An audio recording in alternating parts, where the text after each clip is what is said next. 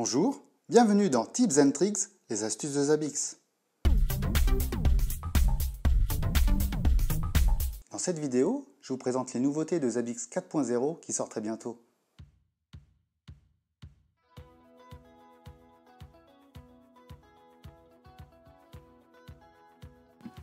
Dans cette nouvelle version, il est possible de filtrer les items, qu'ils soient de type découvert ou régulier.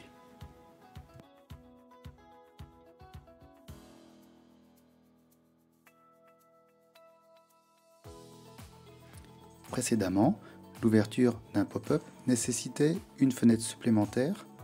Maintenant, le pop-up s'ouvre par incrustation au sein de la même fenêtre.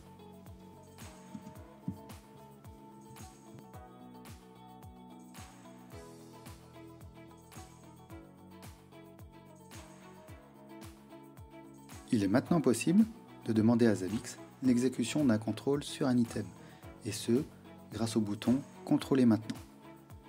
Cette opération n'est valable que sur les items ou règles de découverte de type passive.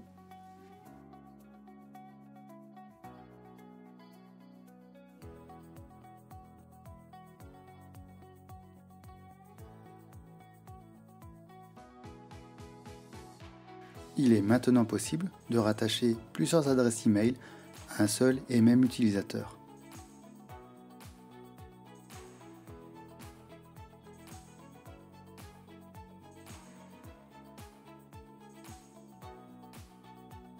Une nouvelle vue de type kiosque nous permet maintenant l'affichage de notre dashboard en mode plein écran.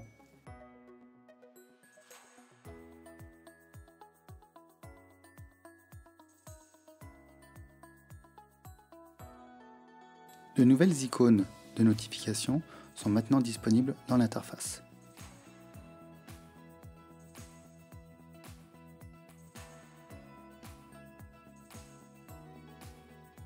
Les champs indispensables apparaissent maintenant dans l'interface, précédés d'un astérisque rouge.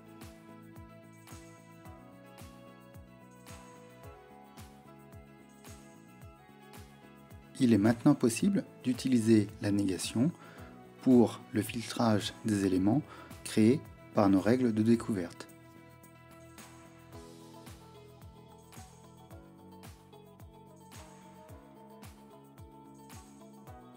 La liste des hôtes peut être filtrée s'ils sont supervisés depuis le serveur directement ou depuis un proxy.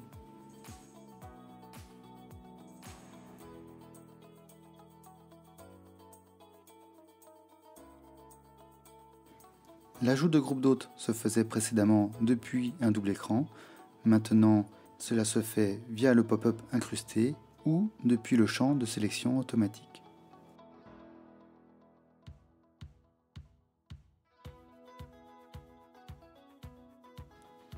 L'ajout de tags sur les groupes d'utilisateurs va nous permettre de rajouter une dimension supplémentaire à la séparation des événements. Dans notre exemple, on va utiliser un centre de données situé à New York et à San Francisco. Les utilisateurs issus de différents groupes ne voient pas les mêmes événements, bien qu'ils aient lieu sur les mêmes groupes d'hôtes.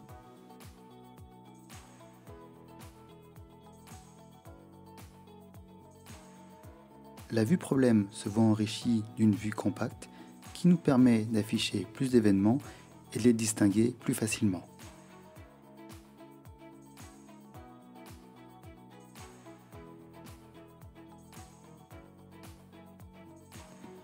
Il est maintenant plus facile de filtrer la vue problème en s'appuyant sur les tags grâce à l'ajout de nouveaux filtres.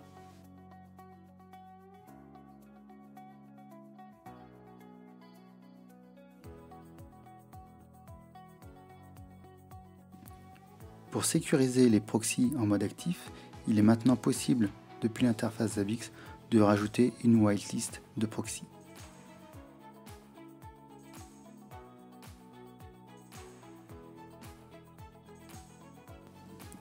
Depuis la vue problème, il est maintenant possible de rajouter une description sur un trigger. Cette description sera aussi visible depuis l'interface de configuration du trigger.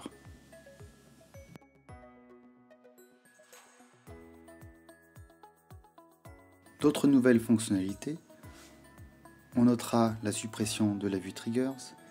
Il est maintenant possible de naviguer à l'aide du clavier dans l'interface Zabbix.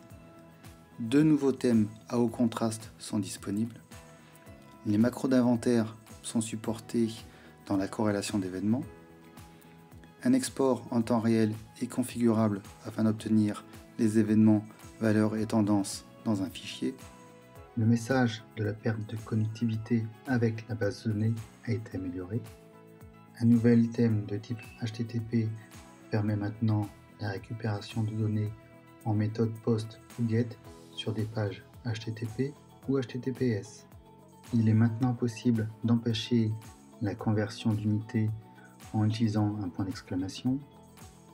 La communication entre le serveur et les proxys a été grandement améliorée grâce à la compression.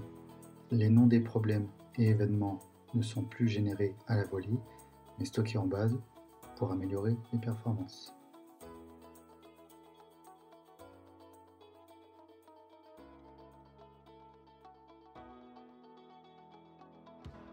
Les nouveautés de la version 4.0 de Zabbix, c'est terminé. Je vous donne rendez-vous dans une prochaine vidéo. À très bientôt.